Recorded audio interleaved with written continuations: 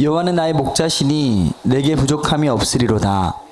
그가 나를 푸른 풀밭에 누이시며 쉴만한 물가로 인도하시는도다. 내 영혼을 소생시키시고 자기 이름을 위하여 의의 길로 인도하시는도다. 하나님의 영이시니 예배하는 자가 영과 진리로 예배할지니라. 아멘.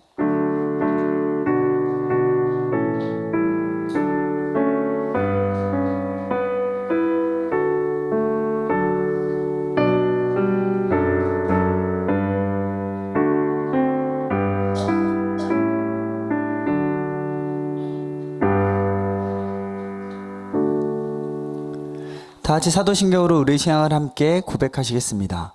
나는 전능하신 아버지 하나님 천지의 창조주를 믿습니다. 나는 그의 유일하신 아들 우리 주 예수 그리스도를 믿습니다. 그는 성령으로 잉태되어 동정녀 마리아에게서 나시고 본디오 빌라도에게 고난을 받아 십자가에 못 박혀 죽으시고 장사된 지 사흘 만에 죽은 자 가운데서 다시 살아나셨으며 하늘에 오르시어 전능하신 아버지 하나님 우편에 앉아 계시다가 거기로부터 살아있는 자와 죽은 자를 심판하러 오십니다. 나는 성령을 믿으며 거룩한 공교회와 성도의 교제와 죄를 용서받는 것과 몸의 부활과 영생을 믿습니다. 아멘. 하나님, 우리 자신의 죄와 허물과 잘못을 거짓없이 고백할 때 우리 가운데 용서의 손길을 허락하십니다. 이 시간 한 주간의 삶을 돌아보며 주님과 나만이 아는 죄를 가지고 주님께 참회의 기도를 드립시다. 함께 기도하겠습니다.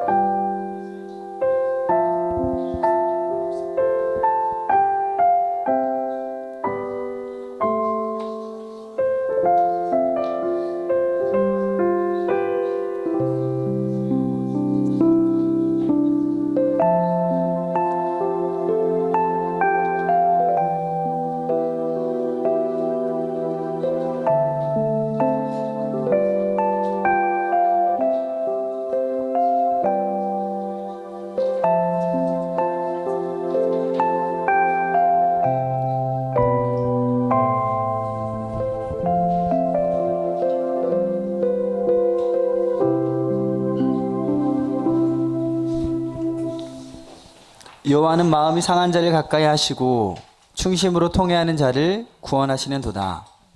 그러므로 이제 그리스도 예수 안에 있는 자에게는 결코 정죄함이 없느니라. 아멘. 오늘도 예배 가운데 오신 여러분들을 주님의 이름으로 사랑하고 또 축복하십니다. 축복합니다. 정신이 없네요. 네, 오늘 예수님께서 우리 위해 죽으시고 다시 부활하신 부활절을 기념하는 날인데요. 네. 프로젝트가 안 나오는 관계로 어떻게 해서 지금 폰트를 나눠드리고 있습니다. 함께 마음을 다해서 주님을 찬양하였으면 좋겠습니다.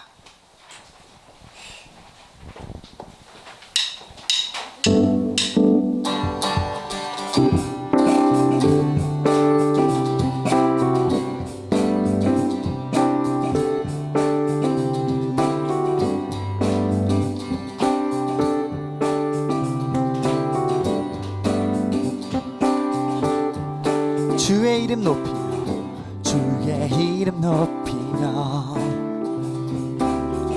주를 찬양하나이다.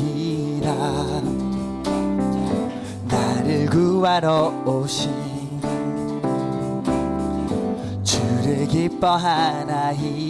한 번 더 주의 이름 높이며 주의 이름 높이며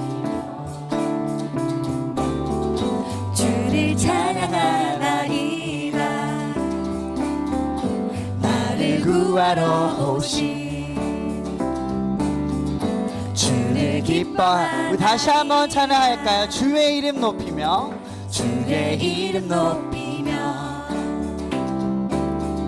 주를 찬양하나이다.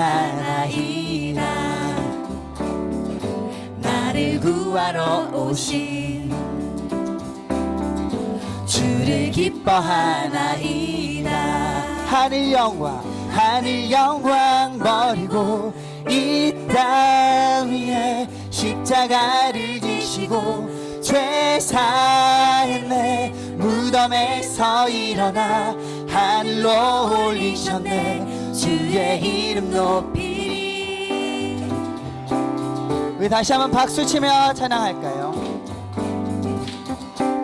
주의 이름 높이며 주의 이름 높이며 주를 찬양하나이다. 주를 찬양하나이다. 나를 구하러 오신 나를 구하러 오신 주를 기뻐하나이다.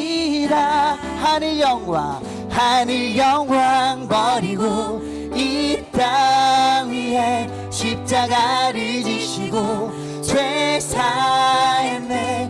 무덤에서 일어나 하늘로 올리셨네. 주의 이름 높이리. 하늘 영광 버리고 이 땅 위에 십자가를 지시고 죄 사했네. 무덤에서 일어나 하늘로 올리셨네. 주의 이름. 마지막으로 마음 모아 고백할까요? 하늘 영광 버리고 이 땅 위에 십자가를 지시고 죄 사했네. 무덤에서 일어나 하늘로 올리셨네. 주의 이름 높이. 아멘. 승리하였네. 어린 양의 보혈로 우린 보혈의 능력으로 서리라. 승리하였네. 어린 양의 보혈로 주 내게 승리 주셨네. 우리 한 번 더 승리하였네. 어린 양의 보혈로 우린 보혈의 능력으로 서리라. 승리하였네. 어린 양의 보혈로 주 내게 승리 주셨네. 마지막으로 승리하였네. 어린 양의 보혈로 우리 보혈의 능력으로 서리라. 승리하였네. 어린 양의 보혈로 주 내게 승리 주셨네. 아멘. 우리 부활하고 승리하신 우리 하나님께 감사의 박수 올려드리기 원합니다.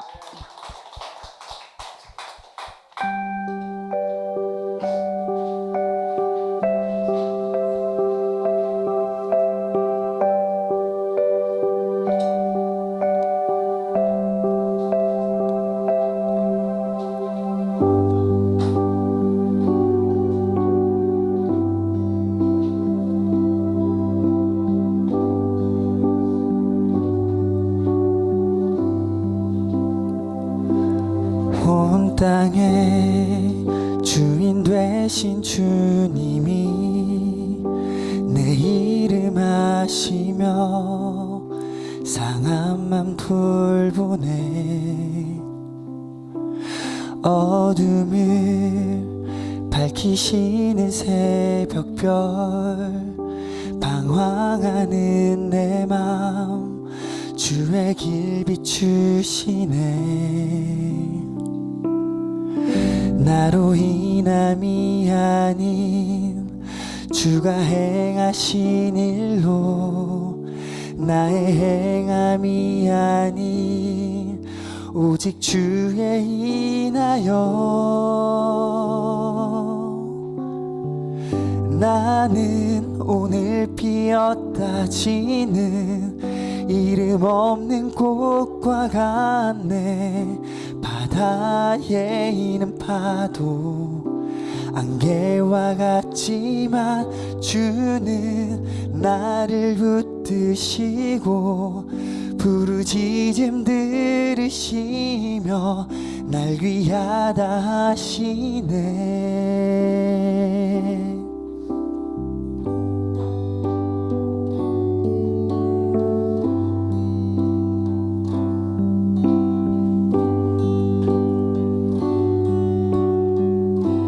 온 땅의 주인, 온 땅의 주인 되신 주님이 내 이름 아시며 상한 맘 돌보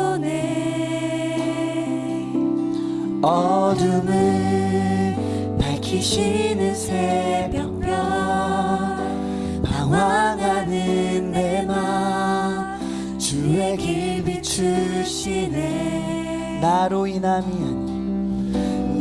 인함이 아니 주가 행하신 일로 나의 행함이 아니 오직 주로 인하여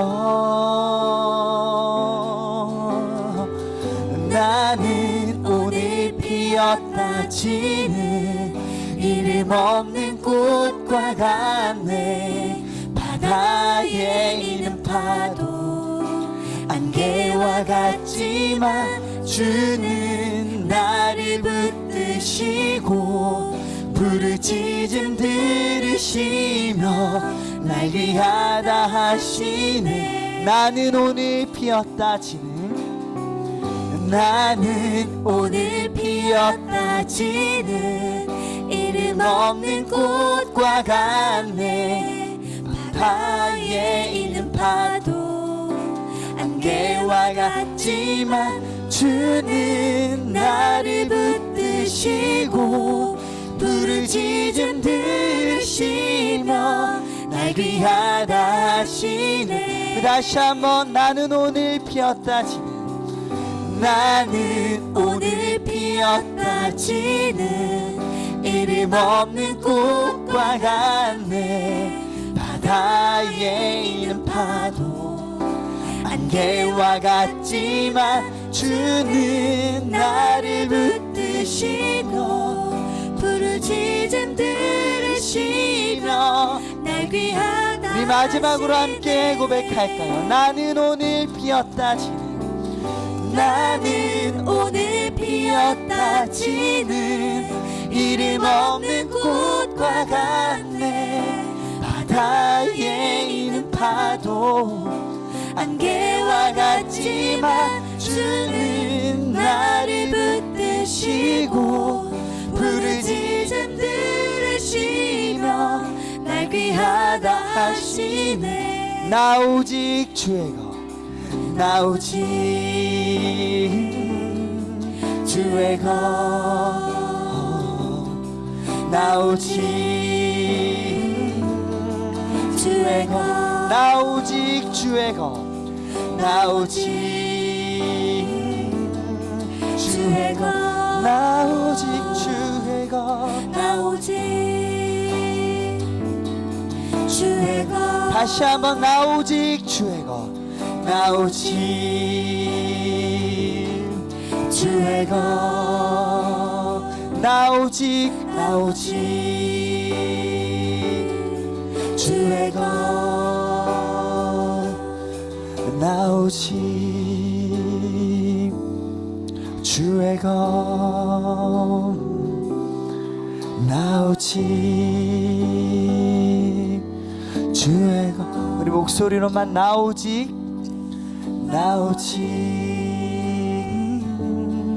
주의 것 나 오직 주의 것 이 시간 예배를 위해 기도했으면 좋겠습니다. 저희가 살아갈 수 있는 힘은 저희로 인함이 아닌 오직 주로 인함임을 믿습니다. 오늘 특별히 저희 위에 십자가를 지시고 다시 그 십자가 가운데 승리하고 부활하신 주님을 기념하고 또 예배하는 날입니다. 주님께서 부활하신 그 사실을 저희 가슴속 깊이 이해할 수 있도록 도와주시고 그로 인하여 저희 삶 가운데 새로운 힘과 능력과 또 성령님의 충만함이 늘 함께하기를 바라는 마음으로 함께 기도하며 나갔으면 좋겠습니다.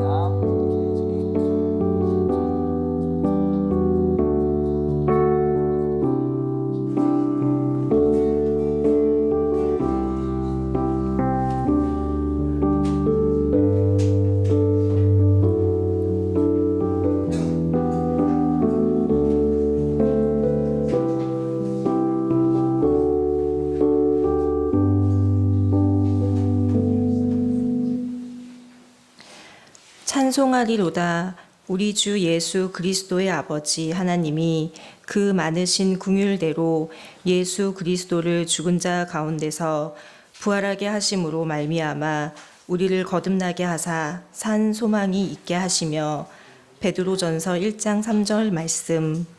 고난을 지나 사망의 권세를 이기시고 부활의 영광을 이루신 예수님, 주님의 부활하심으로 우리에게 영원한 생명의 소망을 주는 기쁜 소식이었음을 고백합니다. 주님, 지난 날들을 돌아보며 나의 연약했던 마음을 고백합니다. 주님의 십자가를 묵상한다고 하면서 여전히 어리석은 행동과 게으르고 나태했던 시간들을 회개합니다. 주님, 연약한 마음을 강하게 붙들어 주시고 어떠한 상황 속에서도 주님의 뜻을 따라 살아가는 굳건한 마음을 더하여 주시옵소서. 세상의 유혹 앞에서 흔들리지 않고 게으르고 나태하지 않도록 성부, 성자, 성령님 인도하여 주사 부활의 소망을 붙들고 이 땅에서 주님을 닮아가는 삶을 살 수 있도록 인도하여 주시옵소서. 우리는 주님의 부활이 단순한 과거의 사건이 아니라 지금도 우리의 삶을 변화시키는 능력임을 잊지 않고 믿음으로 결단하며 나아가기를 소망합니다. 주님, 선한 목자 교회를 위하여 기도합니다. 부활의 기쁨이 우리 안에 충만하게 하시고 성도님 한 분 한 분에게 주님의 부활의 능력을 삶 속에서 누리게 하여 주시옵소서. 주님께서 함께하여 주사 선한 목자 교회가 말씀과 기도로 서게 하시고 생명의 통로가 되어 지역사회를 섬기며 주님의 사랑을 알리는 능력을 더하여 주시옵소서. 특별히 다음 세대 사역을 위해 기름 부어 주시기를 간절히 기도합니다. 어린아이들부터 청년들에 이르기까지 믿음 위에 굳게 서게 하여 주시옵소서. 또한 이 나라와 민족을 주님의 손에 올려드립니다. 정치적, 사회적으로 혼란과 갈등이 끊이지 않고 있습니다. 이곳에 주님의 평화가 공의가 흐르게 하여 주시옵소서. 경제적으로 어려움을 겪고 있는 이웃들과 길을 잃는 다음 세대를 불쌍히 여겨주사 주님의 긍휼로 감싸주시고 다시금 교회가 일어나 빛과 소금의 역할을 감당하게 하여 주시옵소서. 오늘의 말씀을 선포하신 목사님을 위하여 기도합니다. 목사님께 성령의 능력을 더하여 주시고 목사님의 말씀을 통하여 우리의 심령이 다시 살아나게 하여 주시옵소서. 목사님께 영육간의 강건함을 허락하여 주시옵시고 모든 사역 위에 기름을 부어 주시옵소서. 오늘 부활 예배를 위하여 섬기는 모든 손길에 축복을 더하여 주시옵소서.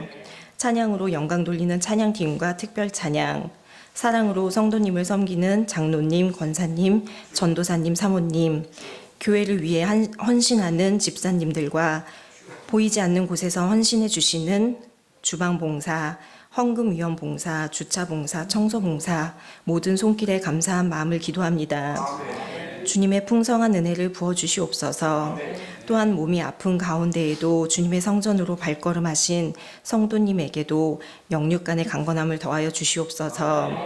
항상 교회의 빛이 되는 유치부, 초등부, 중고등부, 청장년부를 인도하여 주시옵소서. 오늘 우리가 드려지는 예배가 주님께만 온전히 영광 돌리는 예배가 되게 하여 주시옵소서. 우리를 위하여 죽으시고 다시 살아나신 주 예수 그리스도의 이름으로 기도드립니다. 아멘.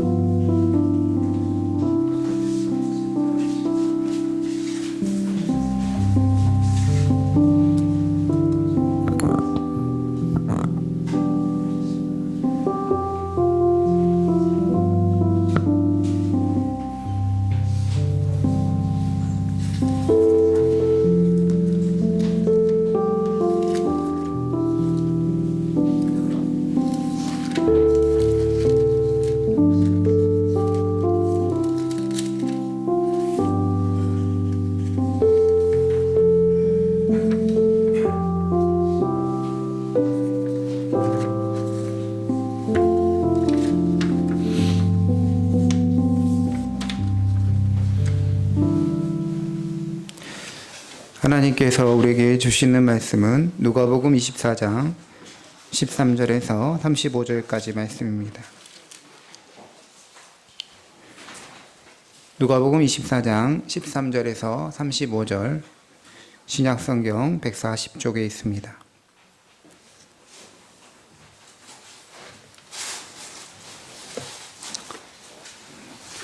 누가복음 24장 13절에서 35절까지 말씀 교독하겠습니다.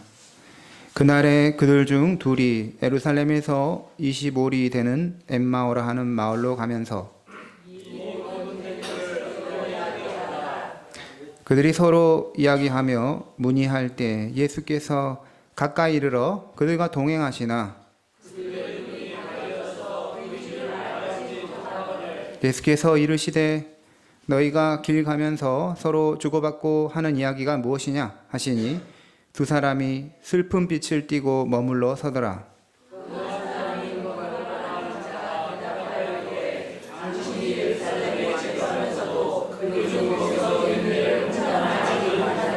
이르시되 무슨 일이냐 이르되 나사렛 예수의 일이니 그는 하나님과 모든 백성 앞에서 말과 일에 능하신 선지자이거늘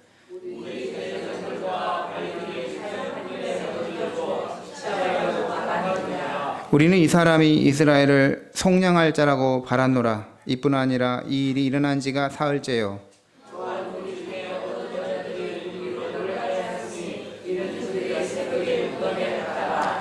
그의 시체는 보지 못하고 와서 그가 살아나셨다 하는 천사들의 나타남을 보았다 함이라.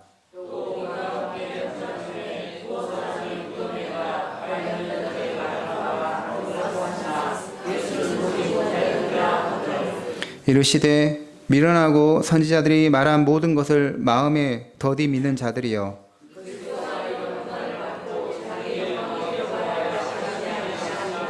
이에 모세와 모든 선지자의 글로 시작하여 모든 성경에 쓴 바 자기에게 관한 것을 자세히 설명하시니라.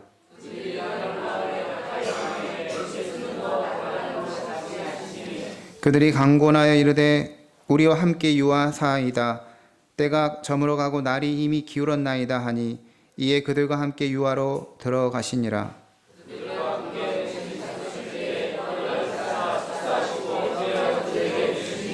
그들의 눈이 밝아져 그인 줄 알아보더니 예수는 그들에게 보이지 아니하시는지라.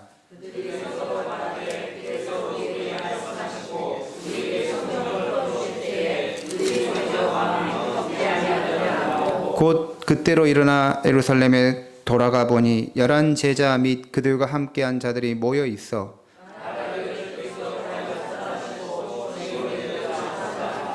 같이 읽겠습니다. 두 사람도 길에서 된 일과 예수께서 떡을 떼심으로 자기들에게 알려주신 것을 말하더라. 아멘. 이 시간에 김광선 전사님께서 부활절 찬양으로 하나님께 영광 올려드리겠습니다.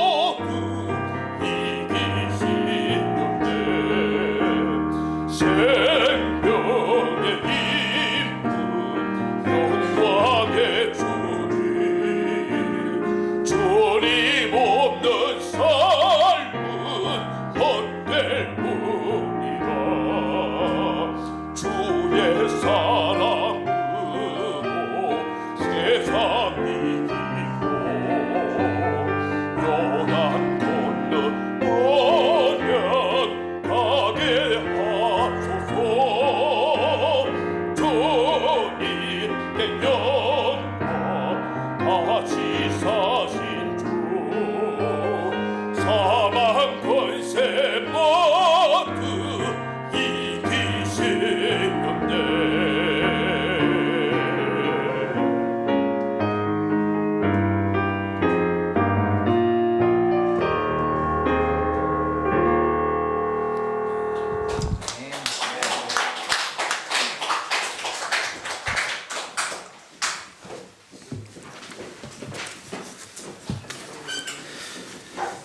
오늘 말씀 엠마오로 가는 두 제자 이야기는 누가복음 24장 13절부터 35절까지 내용이 길게 이어집니다. 엠마오로 가는 두 제자 이야기는 마태복음과 요한복음에는 기록되어 있지 않습니다.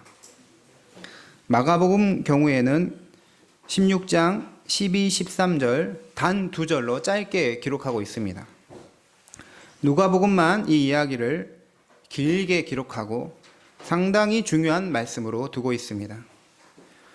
이 엠마오로 가는 두 제자 이야기는 굉장히 감동적이고 아름다운 이야기로 구성이 되어 있습니다. 누가복음에서 가장 아름다운 이야기를 찾으라고 한다면 탕자의 비유와 엠마오로 가는 제자들의 이야기를 들 수 있습니다. 유명한 네덜란드 화가 렘블란트는 탕자의 귀향이라는 작품과 엠마오의 저녁 식사라는 유명한 작품을 남겼습니다.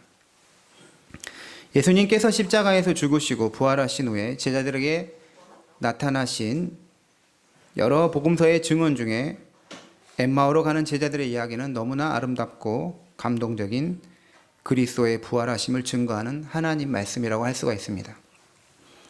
부활하신 주님이 엠마오로 가는 두 제자에게 나타나셔서 자신의 부활을 증언하고 계시는데 부활하신 주님이 나타나신 자리가 어디일까요? 오늘 하나님 말씀 설교 제목은 부활하신 주님이 나타나신 자리입니다. 오늘 말씀에서 부활하신 주님이 나타나신 자리는 세 가지를 볼 수가 있습니다. 첫째는 동행의 자리입니다. 같이 해보겠습니다. 동행의 자리. 우리 13절에서 15절 말씀 보시면 그날에 그들 중 둘이 예루살렘에서 25리 되는 엠마오로 하는 마을로 가면서 이 모든 된 일을 서로 이야기하더라. 그들이 서로 이야기하며 문의할 때 예수께서 가까이 이르러 그들과 동행하시나. 그들과 동행했다는 것이죠. 두 제자는 예루살렘을 떠나 엠마오로 가고 있었습니다. 그날이라고 하잖아요. 그날은 바로 예수님이 부활하신 날, 그날 저녁을 말합니다. 왜 두 제자는 예수님이 부활하신 날 예루살렘에 있지 않고 예루살렘을 떠나서 엠마오라는 마을로 향한 것일까요? 그들이 무슨 일이 있어서 가는지, 친구를 만나러 가는지, 무엇 때문에 가는지 나와 있지 않습니다. 아마도 엠마오로 간다는 것은 그 길을 거쳐서 고향 갈릴리로 향하는 길일 수도 있습니다. 그냥 모든 것 잊고 고향으로 가서 조용히 지내려고 했던 것일 수가 있는 것이죠. 그들의 스승이신 예수님은 3일 전에 십자가에서 죽으셨습니다. 심지어 여자들이 증언하기를 오늘 새벽에 무덤에 갔더니 그의 시체가 보이지 않고 그가 살아나셨다고 증언을 했다는 것이죠. 여자들이 예수님이 살아나셨다는 증언을 했을 때 제자들은 말도 안 되는 망상과 같은 이야기로 들었습니다. 그게 제자들을 더 놀라게 했던 것이죠. 22절에 보시면 또한 우리 중에 어떤 제자들이 우리로 놀라게 했다는 것이죠. 두 제자가 예루살렘을 떠나 엠마오로 향하는 여정은 더 이상 소망이 없는 상실과 낙담의 여정처럼 보입니다. 그들의 발걸음은 몹시 무거웠고 마음은 산산이 부서졌습니다. 희망이 깨진 것이죠. 19절 말씀을 보시면 나사렛 예수의 일이니 그는 하나님과 모든 백성 앞에서 말과 일에 능하신 선지자이거늘 이라고 말합니다. 또한 21절에 우리는 이 사람이 이스라엘을 속량할 자라고 바랐노라 라고 말합니다. 두 제자는 예수님을 능력 있는 선지자로 봤습니다. 실제로 제자들은 예수님과 함께 예루살렘으로 입성했을 때 큰 희망을 품었습니다. 예수님이 이제 이스라엘을 로마의 압제로부터 해방하여 로마 군대를 몰아내고 예루살렘과 이스라엘의 유토피아를 세워줄 것을 기대했던 것이죠. 예수님께서 이스라엘의 왕이 되시면 이제 제자들도 예수님 옆에서 한 자리씩 차지할 것으로 기대를 했습니다. 예수님을 정치적인 메시아, 구원자, 경제적인 메시아로 규정하여 이스라엘을 구속할 분이라고 여겼습니다. 하지만 예수님께서 금요일에 십자가에 못 박혀 죽으시자 모든 기대가 무너졌습니다. 소망이 산산이 부서졌습니다. 그런데 그 절망의 길 위에 주님이 찾아오셔서 동행하시는 것이죠. 예수님은 그들과 함께 걸으셨습니다. 그런데 16절을 보면 그들의 눈이 가리어져서 그인 줄 알아보지 못하였다라고 합니다. 예수님이 제자들과 가는 길에 함께 동행하시는데도 예수님인 줄 알아보지 못한 것이죠. 두 제자는 어떤 한 사람이 자신들과 동행하며 함께 이야기를 나눌 때 그가 부활하신 주님이라는 것을 알아차리지 못했습니다. 하지만 예수님을 부활하신 주님이라고 알아차리지 못했다고 해서 그분이 부활하신 주님이 아닌 것은 아니죠. 그렇습니다. 사랑하는 성도님들, 부활하신 예수님을 우리가 알아차리지 못한다고 해도 삶의 길 위에서 그 주님께서는 이미 우리와 동행하신다는 것이죠. 여기서 우리는 중요한 복음의 메시지를 발견합니다. 제자들이 알아보지 못해도 주님은 이미 그들과 동행하고 계셨다라는 것이죠. 믿음이라는 것은 우리가 이해하고 인식하는 차원 이전에 이미 시작되고 있는 것이죠. 주님께서는 우리가 깨닫기도 전에 이미 우리와 함께 우리 인생길을 걷고 계시는 분이십니다. 우리의 슬픔 속에, 일상의 고단함 속에, 낙심의 발걸음 속에 주님은 말없이 동행하고 계시는 것이죠. 단지 우리는 아직 인식하지 못하기 때문에 주님은 어디에 계십니까? 할 수 있는 것입니다. 두 제자는 예수님이 죽으셨고 모든 게 끝났다. 주님은 도대체 어디에 계시는가? 시체도 없어졌다. 여인들은 망상에 빠져서 다시 살아나셨다고 하는데 그 주님은 도대체 어디에 계신다는 것인가 했는데 이미 그 주님은 그들과 동행하고 계셨다는 것이죠. 우리의 삶 속에 낙심과 절망이 들어올 때가 있습니다. 희망이 깨지는 것 같은 것을 경험할 때도 있습니다. 도대체 주님이 어디에 계시기에 나에게 이런 일이 일어납니까? 할 때도 있습니다. 그런데 중요한 것은 이미 거기에 주님이 계신다는 것이죠. 예수님의 동행은 침묵 속에 있는 것 같지만 그분은 결코 부재하지 않으시는 것입니다. 언제부터 주님은 나와 함께 하시나? 언제부터 주님은 우리 가정과 함께 하시나? 언제부터 주님은 우리 교회와 함께 하시나? 이런 질문을 던질 수 있지만 우리가 인식하기 전부터 주님은 함께 하셨던 것입니다. 단지 우리 눈이 가려져 보지 못하는 것이죠. 그래서 뒤를 돌아보면 걸음마다 다 하나님의 손길이 있었고 은총이 있었다고 고백하게 되는 것입니다. 사무엘상 7장 12절에서 사무엘이 돌을 취하여 미스바와 센 사이에 세우고 그것을 에벤에셀이라고 불렀습니다. 에벤에셀이라는 것은 여호와께서 여기까지 도우셨다. 주님께서 여기까지 도우셨다는 것이죠. 하나님이 이스라엘 민족을 여기까지 도우셨다는 것은 그들의 삶 전체가 하나님의 도우심과 인도하심 안에 있었다는 고백이 되는 것입니다. 자녀들이 부모의 도움과 인도를 받아도 그것을 도움과 인도로 인식하지 못할 때가 있습니다. 다른 집 부모는 더 해준다. 이렇게 말할 수도 있지만 이렇게 배은망덕하게 생각하기도 합니다. 자녀가 부모의 은혜를 인식하지 못했다고 해서 부모의 도움이 없었던 것은 아닌 것이죠. 정말 좋은 것은 그게 없으면 알게 됩니다. 오히려 있을 때는 모를 수 있습니다. 없어져 보면 정말 소중한 것이었구나. 얼마나 필요한 것이었구나. 얼마나 감사한 것이었구나를 알게 되는 것이죠. 시편 51편 11절에 다윗이 죄를 지었을 때 그가 하나님께 회개기도 했던 기도는 나를 주 앞에서 쫓아내지 마시며 주의 성령을 내게서 거두지 마소서라고 기도했습니다. 주가 나를 떠나시면, 주의 성령이 나를 떠나시면 나는 내가 이제껏 누려왔던 은혜에서 멀어지고 정말 나는 비천한 사람이 된다는 것을 다윗은 알고 있었던 것이죠.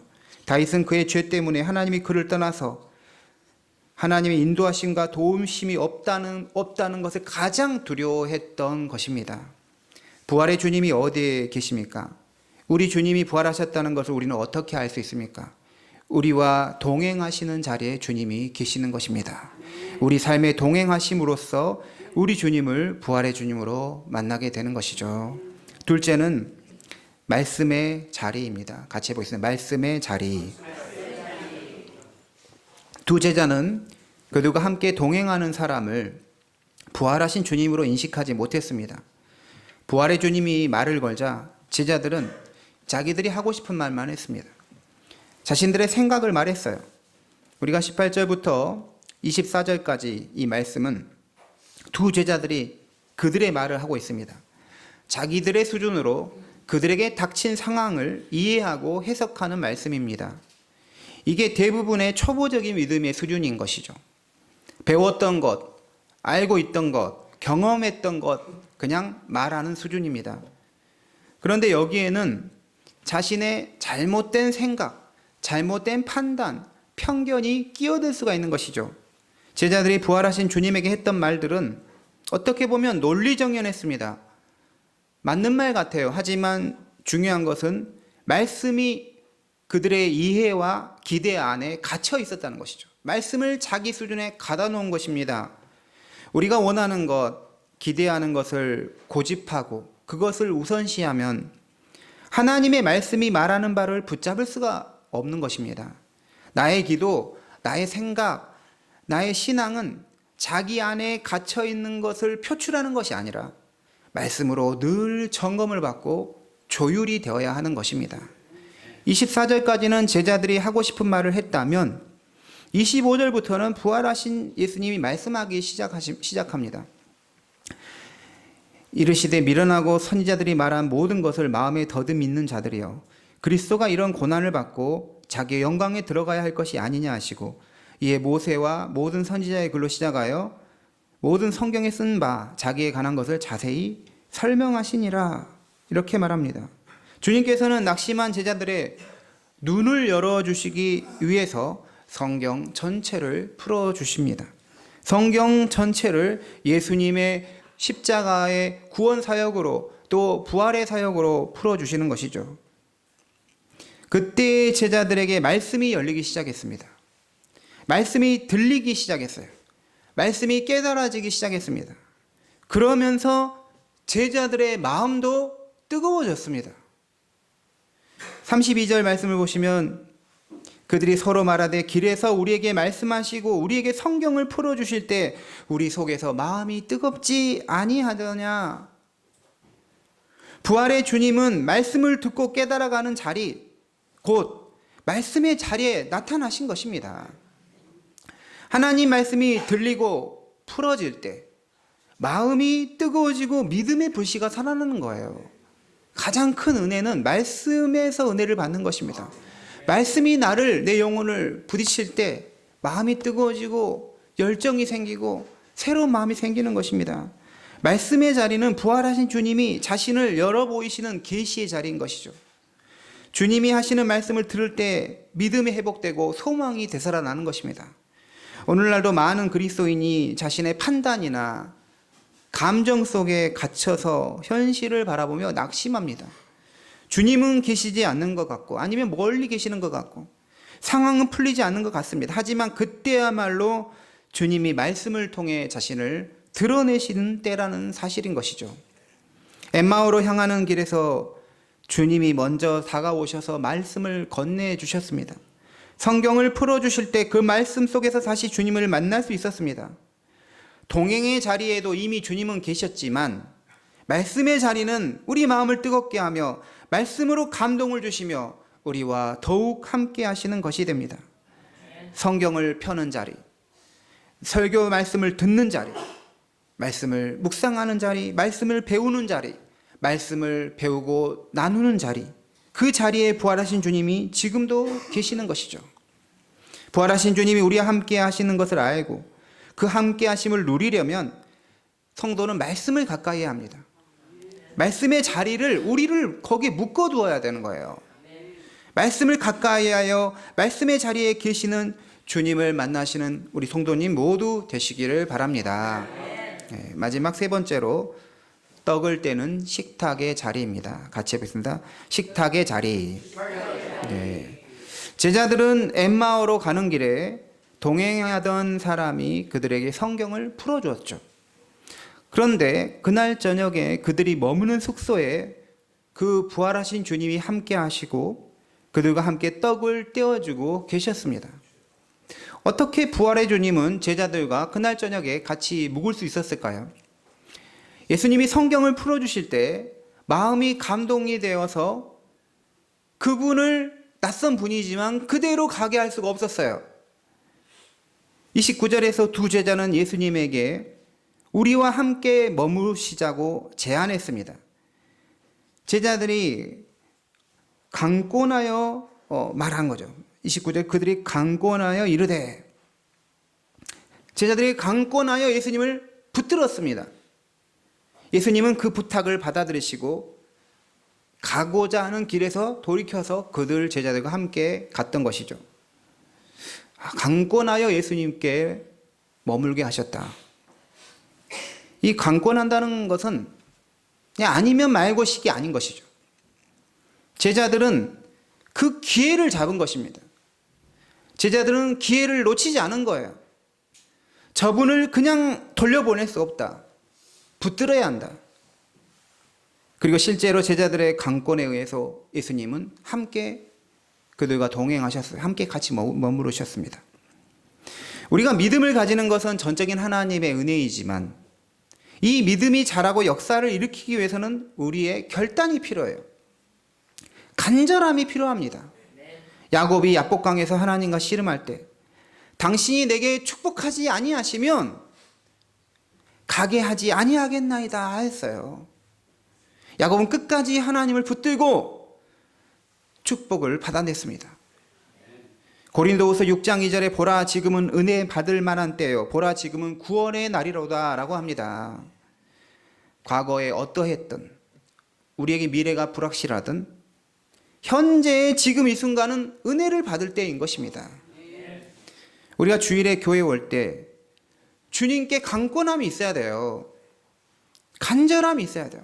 결단이 있어야 됩니다. 은혜 받을 마음으로 와야 하는 거예요. 주님 붙들어 주님이 주시는 은혜와 복으로 힘을 얻어 승리해야겠다. 주님의 축복으로 살아나야 되겠다. 이 마음으로 우리가 예배에 와야 되고 말씀을 들어야 한다는 것이죠. 우리 그리스도인은 예수 그리스도에게서 구원의 도를 이미 발견한 사람입니다. 이미 구원의 도를 얻은 사람인 것이죠. 하지만 동시에 그 도를 찾아가는 구도자인 것입니다. 빌립보서 3장 12절에 내가 이미 얻었다 함도 아니요 온전히 이루었다 함도 아니라 오직 내가 그리스도 예수께 잡힌 바 된 그것을 잡으려고 쫓아가노라. 예수님께 잡힌 바 됐다는 것은 예수님이 나를 이렇게 잡아주셨다는 것을 말합니다. 그러면 이제 어떻게 해야 될까요? 예수님이 나를 붙들어 주셨는데 그 붙드심 나도 잡으려고 달려가야 한다는 것이죠. 히브리서 12장 1절에 이러므로 우리에게 구름같이 둘러싼 허다한 증인들이 있으니 모든 무거운 것과 얽매이기 쉬운 죄를 벗어버리고 인내로써 우리 앞에 당한 경주를 경주하며 달려가야 한다는 것. 주님 붙들려고 가야 한다는 것입니다. 우리 주님을 자기가 머무는 것으로 간청하여 모시고 가야 하는 거예요. 우리 주님을 우리 가정으로 모시고 가야 합니다. 그럴 때 가정이 사는 거예요. 우리 주님을 내 인생으로 모시고 가야 합니다. 우리 주님을 내 자녀의 인생으로 모시고 가야 하는 거죠. 그럴 때 우리 자녀의 인생이 살아나는 것입니다. 주님이 가시든 말든 신경 안 쓰고 나는 내 집으로 가겠다, 내가 갈 길로 가겠다 해서는 안 되는 거예요. 두 제자처럼 강권하고 모시고 가는 우리 성도님 다 되시기 바랍니다. 누가복음 24장 우리 30절 31절 같이 읽겠습니다. 그들과 함께 음식 잡수실 때 떼어 그들에게 주시니 그들의 눈이 밝아져 그인 줄 알아보더니 예수는 그들에게 보이지 아니하시는지라. 아멘. 예수님께서 떡을 축사하셨다는 거예요. 가지사 축사하시고 떼어 제자들에게 주셨다. 참 신기한 일이죠. 손님인데 손님께서 그 식탁을 주도합니다. 떡을 떼어서 제자들에게 주니 그때 제자들의 눈이 밝아져서 이분이 십자가에서 죽으셨다가 다시 살아나신 예수님이구나를 알아차린 것이죠. 그렇다면 왜 제자들은 예수님께서 성경을 풀어주실 때, 또 그 앞에는 동행할 때도 몰랐죠. 잘 몰랐어요. 성경을 풀어줄 때 마음이 뜨거웠지만 인식하지 못했는데 떡을 떼어 서로 나누는 식사를 진행하면서 그때 알게 됐을까요? 왜 이때일까요? 이 장면은 우리가 불어로 데자뷰라고 하는데 이미 본 것, 그 뜻이거든요. 이미 봤던 것을 연상시킵니다. 마가복음 6장 41절에 오병이어로 5,000명을 먹이신 이적, 마가복음 8장 6절에 7개의 떡으로 4,000명을 먹이실 때 이미 하나님의 아들 예수 그리스도가 하신 그 이적을 보았던 것이죠. 떡을 떼어 나누는 걸 봤습니다. 또 최후의 만찬 때도 떡을 축사하시고 제자들에게 나누어 줬습니다. 오늘 말씀 30절에서도 떡을 가지사 축사하고 떼어 그들에게 주셨다는 것이죠. 예수님께서 여러 번에 걸쳐서 이 행하셨던 장면을 보면서 제자들은 우리와 함께 하시는 이 제자들은 나와 지금 함께하는 이 사람이 예수님이란 것을 알게 된 것이죠. 물이 100도씨에 끓게 됩니다. 그런데 어떤 물도 단번에 100도가 되지 않습니다. 계속되는 불로 열을 가할 때 어느 순간 100도가 되면서 물이 끓게 되는 것입니다. 여러 번의 반복되는 교육을 통해서 예수님께서는 자신이 주님이심을 알려주셨던 것이죠. 그래서 우리가 반복이 중요한 것입니다. 요한복음 21장에 보면 제자들이 밤이 맞도록 수고해도 물고기 한 마리 잡지 못했는데 오른편에 그물을 던지라 했을 때 153마리를 이렇게 잡은 거잖아요. 그때 주님이다라는 것을 인식하고 베드로가 뛰어들잖아요. 이것은 누가복음 5장에 나와 있는 그 내용을 이미 데자뷰 사건이죠. 그때 2배가 가득한 거, 깊은 데로 가서 그물레를 2배를 가득 잡았잖아요. 이렇게 한 번의 경험 그리고 또 한 번의 경험을 통해서 우리를 교육시키시는 것이죠. 여러 번의 반복되는 교육을 통해서 예수님께서는 자기가 주님이심을 알려주셨습니다. 떡을 떼실 때 주님이 전에 행하셨던 행동을 제자들이 기억하면서 주님이심을 알아볼 수 있었어요. 참 신기한 게 우리 이렇게 교육을 받고 설교를 듣고 이런 게 우리에게 들어오면 우리 사라져버린 것 같습니다. 듣는 듯이 잊어버린 성도님이 있어요. 그런데 사라진 것 같은데 사라진 게 아니란 거죠. 어디 숨어 있어요. 그러다가 어떤 계기에 의해서 탁 크게 말씀이 들어오면서 쫙 깨지면서 연결이 되면서 일종의 비약이 되는 것이죠. 믿음이 생기고 소망이 생기고 확실한 것들이 알려지게 되는 것입니다. 그런 은혜가 우리에게 있다는 것이죠. 그러니까 자리에 있는 게 중요한 것이죠. 말씀의 자리에 있다 보면 떡을 떼는 자리까지 이르러서 주님이심을 알아볼 수 있게 되는 것입니다. 하지만 제자들이 주님이심을 알아볼 수 있는 건 더욱 근원적인 이유가 있습니다. 왜 떡을 떼어 주실 때야 부활하신 주님으로 인식할 수 있을까요? 바로 떡을 뗄 때 주님으로 보였다는 것이잖아요. 우리 주의 말씀을 듣는 거 너무나 중요한데 그래서 아무리 강조해도 지나치지가 않습니다. 하지만 말씀을 듣는 것으로 끝나서는 안 된다는 것이죠. 왜냐하면 종교개혁자 칼뱅이 말했던 것처럼 복음은 언어의 교리가 아니라 삶의 교리이기 때문입니다. 떡을 떼어 나눈다는 것은 말씀이 나누어진다는 거, 말씀이 실천이 된다는 것을 말합니다. 그렇습니다. 성도는 말씀을 듣고 실천할 때 예수님을 진정으로 인식하고 바르게 알 수 있게 되는 것이죠. 누가복음 11장 28절에 예수께서 이르시되 오히려 하나님의 말씀을 듣고 지키는 자가 복이 있다 했어요. 듣는 것뿐만 아니라 지켜야 한다는 것이죠. 마태복음 25장을 보면 예수님께서 줄이실 때, 목마를 때, 나그네 되었을 때, 헐벗을 때, 병들었을 때, 옥에 갇혔을 때 먹을 것을 주었고 마실 물을 주었고 영접하였고 옷을 입혀 주었고 돌아봐 주었고 와서 보았다고 말합니다. 그때 우리가 언제 그랬냐고 물었을 때 가장 작은 자에게 한 것이 나에게 한 것이라고 예수님께서 말씀하셨습니다. 말씀을 듣는 것만으로 머무는 것이 아니라 말씀을 듣고 실천할 때 우리가 진정으로 예수님을 만나고 진정으로 부활하신 주님을 만나는 축복을 누릴 수 있게 되는 것이죠. 우리가 하나님 말씀을 듣고 삶 속에서 실천하지 않는다면 예수님은 머릿속에서만 머무는 분이 되는 것입니다. 그걸로 끝나는 것이죠. 그러나 우리가 예수님 말씀을 듣고 실천할 때 부활하신 주님은 내 안에서 역사하시는 살아계신 능력의 주님으로 만나게 될 것입니다.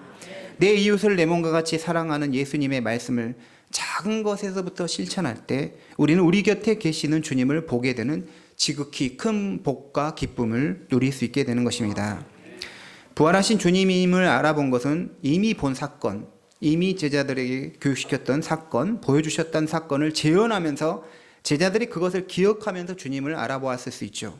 또한 방금 말씀드렸던 것처럼 떡을 떼며 말씀을 실천될 때 주님임을 알아보았을 수 있습니다. 하지만 궁극적으로는 제자들이 떡을 떼면서 부활하신 주님으로 알아볼 수 있었던 것은 주님이 알아보게 하셨기 때문이란 거예요. 31절 말씀을 보면 그들의 눈이 밝아져 그인 줄 알아보더니 이렇게 기록되어 있어요. 이 구절을 헬라어 원문으로 보면 그들 눈이 스스로 밝아진 것이 아니라 그들의 눈이 열렸다는 거예요. 그인 줄 알아보았다. 그러니까 수동형이라는 거죠. 하나님이 열어주셨다는 것입니다. 16절 말씀에서 눈이 가려졌다 했는데 이것도 하나님께서 그들의 눈을 가리셨다는 것입니다. 31절 그들의 눈이 열린 것도 주님께서 그들의 눈을 열어주신 것이죠. 우리의 힘으로 부활하신 주님을 볼 수 있는 게 아닙니다.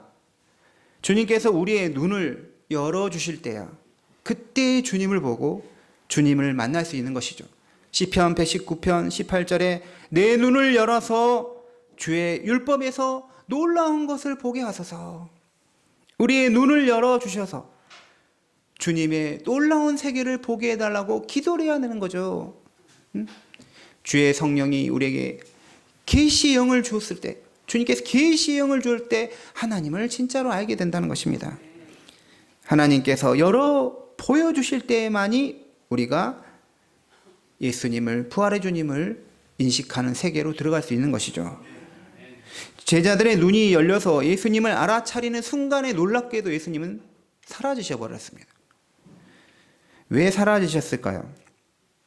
제자들이 예수님을 정확하게 알아보았기 때문인 것입니다. 부활하신 주님은 당신이 부활하셨다는 사실을 알리시는 목적 때문에 거기에 계셨기 때문에 제자들이 부활의 주님으로 알아보게 되자 주님이 사라지셨습니다. 부활하신 후에 주님의 모습은 우리가 상상하는 그 수준을 훨씬 넘어서는 분임을 알 수가 있죠. 벽도 통과하시는 분임을 알 수가 있습니다. 오늘의 말씀을 마치겠습니다. 부활하신 주님은 과거에 부활하셔서 사라진 분이 아닙니다. 우리 김지민 집사님께서 부활이 과거의 사건이 아니라 현재 오늘 임하는 사건을 위해서 기도했던 것처럼 그냥 과거의 사건이 아니라 지금도 부활하신 주님은 자신의 부활을 적극적으로 알리시는 분이라는 거죠.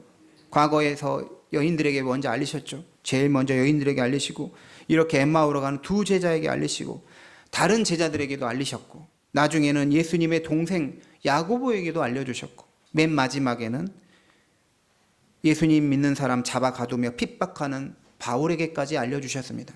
그리고 정말 마지막에는 허물과 죄 많은 우리 자신에게까지 부활하신 주님께서 알려주셨습니다. 부활의 주님은 지금도 주님의 부활을 알리십니다. 성도에게 찾아오셔서 나는 부활의 주다, 능력의 주다, 생명의 주님이다를 알리십니다. 부활의 주님은 처음부터 우리가 의식하든 하지 못하든 우리 삶에서 동행하고 계십니다. 동행의 자리가 부활의 주님이 나타나시는 자리입니다. 부활의 주님은 말씀의 자리에 나타나십니다. 교회 공동체가 말씀을 함께 듣는 이 자리에 나타나시는 것이죠. 두세 사람이 내 이름으로 모인 곳에 나도 함께 있다 약속하셨습니다. 주의 말씀을 들을 때 주님이 우리 마음에 불을 붙이시고 뜨거운 마음을 일으켜 주십니다. 말씀 속에서 부활의 주님을 만나게 됩니다. 마지막으로 부활의 주님은 떡을 떼는 실천의 자리에, 말씀을 듣고 행동으로 옮기는 자리에 함께 계십니다. 부활의 주님이 우리 성도님들의 삶의 여정 가운데 말씀을 듣는 자리에, 말씀을 듣고 실천하는 자리에 함께 하시기를 바랍니다. 기도하겠습니다. 하나님, 오늘 엠마오로 가는 두 제자에게 부활하신 주님이 직접 나타나셔서 그들에게 알려주신 것처럼 죄 많은 허물 많은 나에게 오셔서, 우리에게 오셔서 부활의 주님 살아계심을 알려주시기 원합니다. 동행의 자리, 말씀의 자리, 또 실천의 자리에 주님이 계심을 깨달아 아는 우리 모두 되게 도와주시옵소서. 무엇보다도 우리 스스로의 눈이 아니라 주님께서 열어주실 때, 우리의 영의 세계를 열어주실 때 주님을 보게 됩니다. 우리의 영의 눈을 열어서 주님을 바라보는 정말 신령한 자 될 수 있도록 은혜 내려 주시옵소서. 예수님의 이름으로 기도드립니다. 아멘. 우리 찬송가 167장 찬송하시면서 하나님께 봉헌하겠습니다.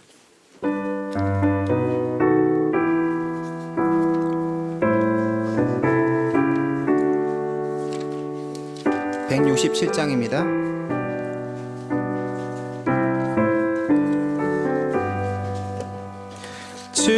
즐겁도다 이날 세세할 말, 사망 권세 깨고 하늘이 열려 죽은 자가 다시 살아나와서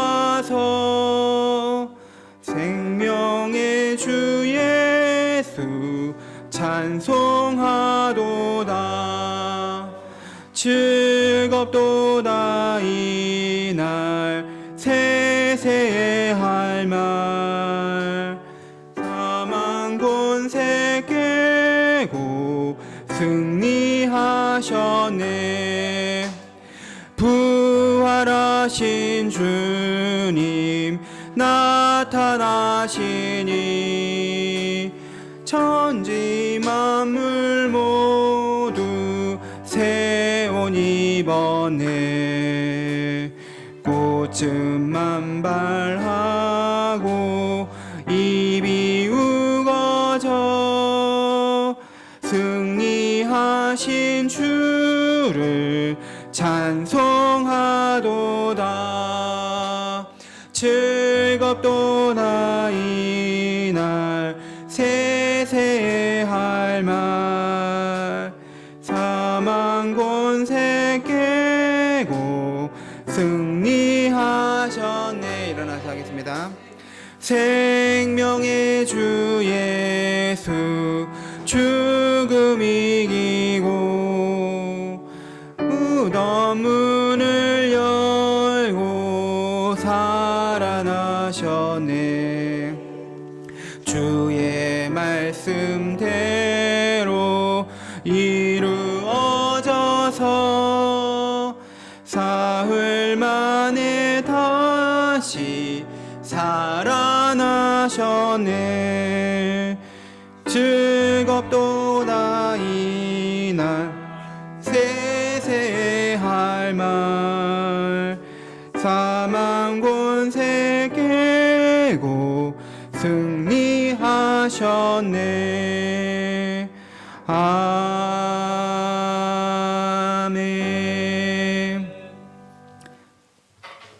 죽음에서 부활하셔서 우리와 동행하시는 주님, 절망과 낙심 속에서도 우리 곁을 떠나지 않으시고 우리의 눈이 가려 보지 못할지라도 늘 우리와 함께 걸으시는 은혜의 주님을 찬양합니다.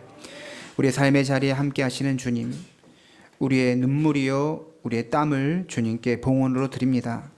가정을 지켜주시고 일터를 지켜주시고 우리의 출입을 지켜주시기 원합니다.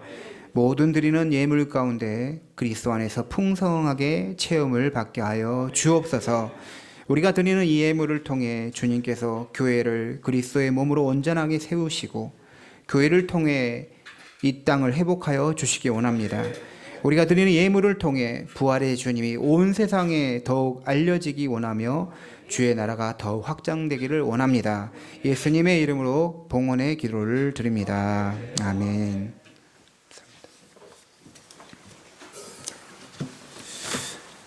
우리 교회 소식 안내하겠습니다. 우리 오늘은 부활주일로 예배를 드립니다. 우리 옆에 분들과 주님이 부활하셨습니다. 다른 분들과 인사해. 부활의 주님이 우리와 함께 하십니다. 아멘, 아멘. 네. 부활절 예배를 드리면서 우리 하나님께 헌물하신 분인데 우리 정종욱 권사님 우리 떡을 준비해 오셨습니다. 감사합니다. 우리 김혜경 권사님께서 핸드메이드로 제작한 비누와 또 수세미를 가지고 오셨습니다. 또 부활절 계란도 헌물해 주셨습니다. 우리 감사합니다. 축복합니다. 감사합니다. 내일 모레 강동노회가 열립니다. 저는 여기에 참여하게 됩니다. 우리 김혜경 원사님의 회복을 위해서 건강을 위해서 기도해 주시기 바랍니다. 다 같이 일어나셔서 파송의 노래 찬송 주와 같이 읽어가는 거 하겠습니다.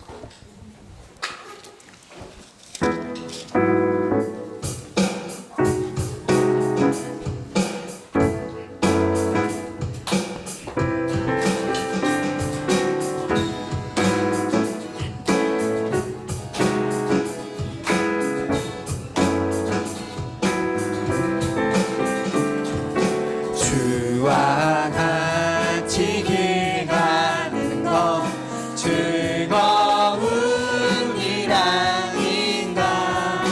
우리 주님 걸어가신 발자취를 밟겠네. 한 걸음 한 걸음 주 예수와